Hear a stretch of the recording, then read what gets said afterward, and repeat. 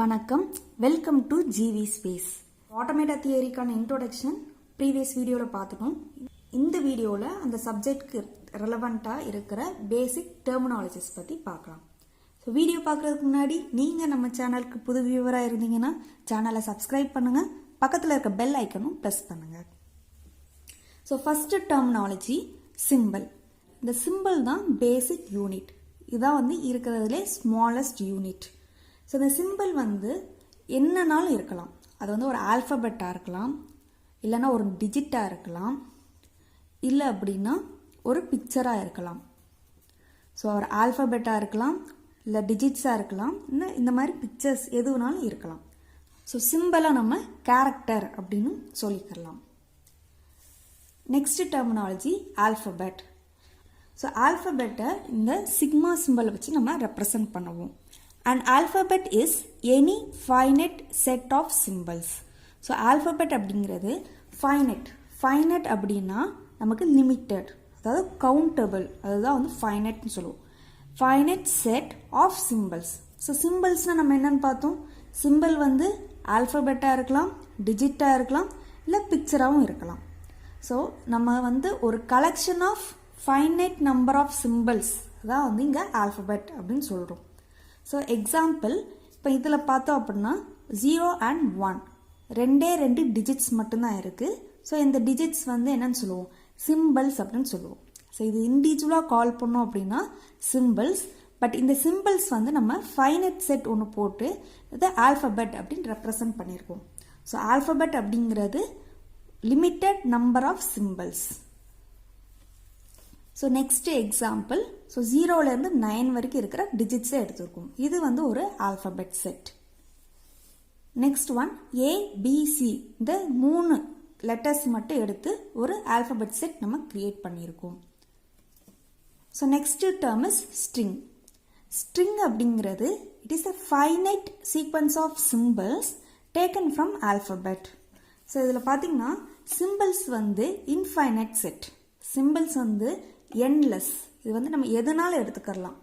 But alphabet வந்து எப்பயுமே ஃபைனைட்டாக தான் இருக்கும். ஸோ அந்த ஃபைனைட்டாக இருக்கிற செட்டில் இருந்து ஒரு சீக்வன்ஸ் ஆஃப் நம்ம சிம்பிள்ஸ் எடுத்து ஃப்ரேம் பண்ணுற ஒரு வேர்டு தான் ஸ்ட்ரிங். ஸ்ட்ரிங் அப்படிங்கிறது finite sequence of symbols taken from alphabet. So alphabet வந்து நம்ம சிம்பிள்ஸ்ல இருந்து தான் எடுத்து ரெடி பண்ணுறோம். ஸோ அந்த ஆல்ஃபபெட்டில் இருந்து ஒரு லிமிட்டட் நம்பர் ஆஃப் சிம்பிள்ஸை கம்பைன் பண்ணி நம்ம ஸ்ட்ரிங்கை கிரியேட் பண்ணுறோம். இது எப்படின்னா நம்ம லாங்குவேஜஸ் இருக்கு இல்லையா, இப்போ இந்த லாங்குவேஜஸில் இப்போ எக்ஸாம்பிள் இங்கிலீஷ் லாங்குவேஜ் எடுத்துட்டோம்னா நமக்கு alphabet set A to Z வந்து ஆல்ஃபபெட் செட். அந்த ஆல்ஃபபெட் செட்டில் கலெக்ஷன் ஆஃப் லெட்டர்ஸை சேர்த்து தான் ஒரு வேர்டை கிரியேட் பண்ணுறோம். ஸோ அது மாதிரி தான் இங்கேயும். ஸோ அந்த கலெக்ஷன் ஆஃப் இந்த சிம்பிள்ஸ் இந்த ஆல்ஃபபெட் செட்லேருந்து எடுத்ததை நம்ம வந்து இங்கே ஸ்ட்ரிங் அப்படின்னு சொல்கிறோம். ஸோ ஸ்ட்ரிங் வந்து நம்ம ஜென்ரலாக இந்த ஒமேகா சிம்பிள் வச்சு ரெப்ரசன்ட் பண்ணுவோம். இது வந்து ஒமேகா சிம்பிள் வச்சு ரெப்ரசன்ட் பண்ணலாம், இல்லைன்னா எஸ் அப்படிங்கிற சிம்பிள் வச்சும் நம்ம ரெப்ரசன்ட் பண்ணலாம்.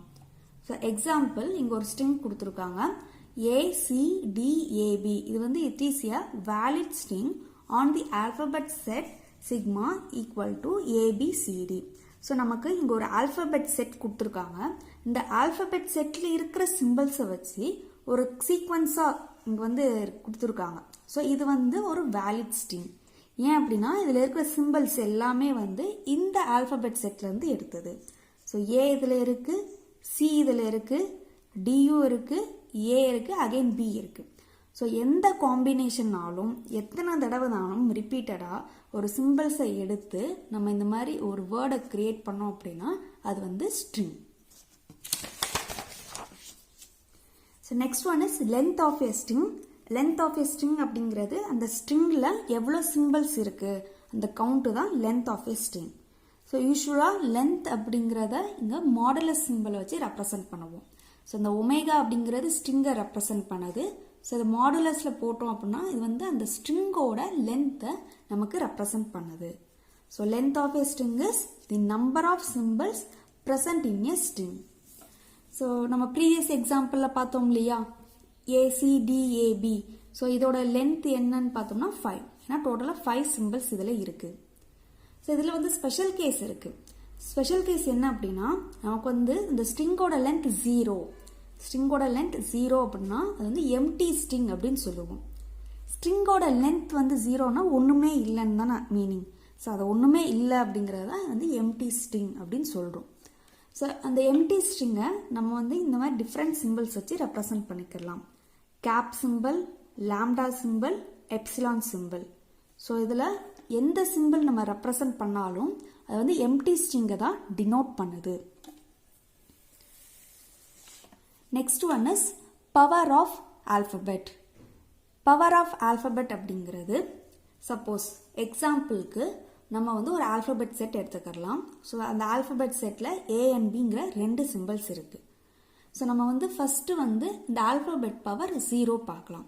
ஸோ இங்கே நம்ம கொடுத்துருக்கிற அந்த வேல்யூ வந்து எதை ரெப்ரசன்ட் பண்ணுது அப்படின்னா, அந்த ஆல்ஃபபெட் செட்டில் இருந்து நம்மளால லென்த் 0 வச்சு எவ்வளோ ஸ்ட்ரிங்ஸ் எல்லாம் கிரியேட் பண்ண முடியுமோ அதை தான் இது வந்து ரெப்ரசன்ட் பண்ணுது. Set of all strings of length 0. So நமக்கு தெரியும் லென்த் 0 அப்படின்னா அது வந்து எம்டி ஸ்ட்ரிங். ஸோ அதனால் இது வந்து கேப் சிம்பிள் இல்லைன்னா lambda symbol or epsilon symbol வச்சு நம்ம ரெப்ரசன்ட் பண்ணிக்கலாம். ஸோ ஒரே ஒரு எம்டி ஸ்ட்ரிங் தான் இது வந்து நமக்கு சாட்டிஸ்ஃபை ஆகுது. இதே இது பவர் 1 அப்படின்னா நம்மளால இந்த ஆல்ஃபபெட் செட்டில் இருந்து எவ்வளோ ஸ்ட்ரிங்ஸ் லென்த் 1 வச்சு கிரியேட் பண்ண முடியுமோ அதுதான் வந்து alphabet power 1. So set of all strings of length 1.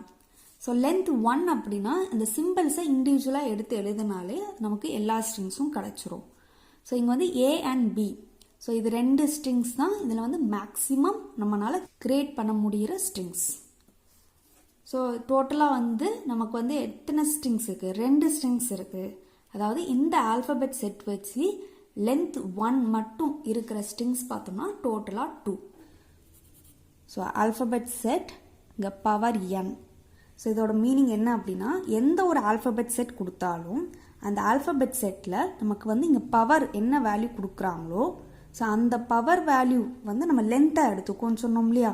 அப்போ அந்த லென்த்தை வச்சு மேக்ஸிமம் எவ்வளோ ஸ்ட்ரிங்ஸ் நம்ம வந்து ஜென்ரேட் பண்ண முடியும் அந்த கவுண்ட்டை நம்ம இந்த ஃபார்முலா வச்சு நம்ம தெரிஞ்சுக்கலாம்.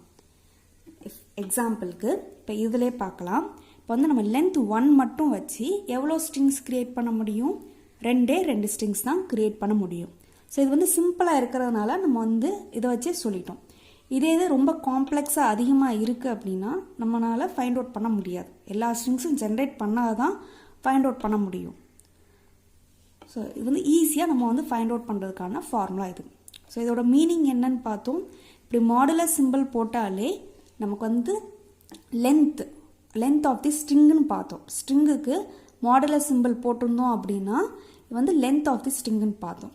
இப்போ இங்கே வந்து ஆல்ஃபபெட் செட்டுக்கு மாடுலர் சிம்பிள் போட்டிருக்கோம்.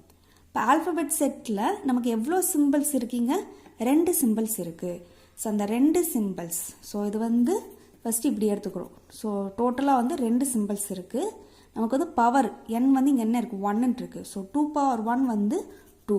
ஸோ டோட்டலாக 2 ஸ்ட்ரிங்ஸ் தான் இந்த ஆல்ஃபபெட் செட்டில் ஒரே ஒரு லென்த் மட்டும் வச்சு கிரியேட் பண்ண முடியும். அதுதான் வந்து இதோட meaning. So next one is நமக்கு வந்து ஆல்ஃபபெட் பவர் செட் 2 அப்படின்னு கொடுத்துருக்கோம். ஸோ ஆல்ஃபபெட் பவர் செட் 2 அப்படின்னா என்ன? Set of all strings of length 2. அதாவது இந்த ஆல்ஃபபெட் செட் நம்ம கொடுத்துருக்குற அந்த ஆல்ஃபபெட் செட் வச்சு லென்த் 2 இருக்கிற மாதிரி எல்லா ஸ்ட்ரிங்ஸும் நம்ம வந்து இங்கே ஜென்ரேட் பண்ணணும். ஸோ என்ன ஸ்ட்ரிங்ஸ்லாம் வரும்? AB, BA, AA, BB. So டோட்டலாக 4 காம்பினேஷன்ஸ் தான் வரும். ஸோ அகெயின் இதை வந்து நம்ம அந்த ஃபார்முலா வச்சு இங்கே பார்க்கலாம். ஸோ இதோட லென்த், இந்த ஆல்ஃபபெட் செட்டோட லென்த் வந்து 2. ஸோ லென்த் அப்படிங்கிறது என்னென்னா டோட்டலாக எவ்வளோ சிம்பிள்ஸ் இருக்குது இங்கே. ஸோ அதோட மீனிங் வந்து 2. ஸோ லென்த் 2 மட்டும் இருக்கிற மாதிரி நம்மளால் எவ்வளோ ஸ்ட்ரிங்ஸ் கிரியேட் பண்ண முடியும்? 2 power 2 4. ஸோ டோட்டலாக 4 ஸ்ட்ரிங்ஸ் நம்ம கிரியேட் பண்ணிட்டோம். ஸோ அதே மாதிரி தான் இங்கே வந்து alphabet power set 3. So set of all strings of length 3. So நம்ம லென்த் 3 வச்சு டோட்டலாக எவ்வளோ ஸ்ட்ரிங்ஸ் வந்து கொடுத்துருக்குற ஆல்ஃபபெட் செட் வச்சு கிரியேட் பண்ண முடியும். ஸோ டோட்டலாக வந்து நமக்கு 2 சிம்பிள்ஸ் தான் இருக்குது. ஸோ இதில் பவர் செட் 3 போடுறோம். ஸோ கியூப் வந்து 8.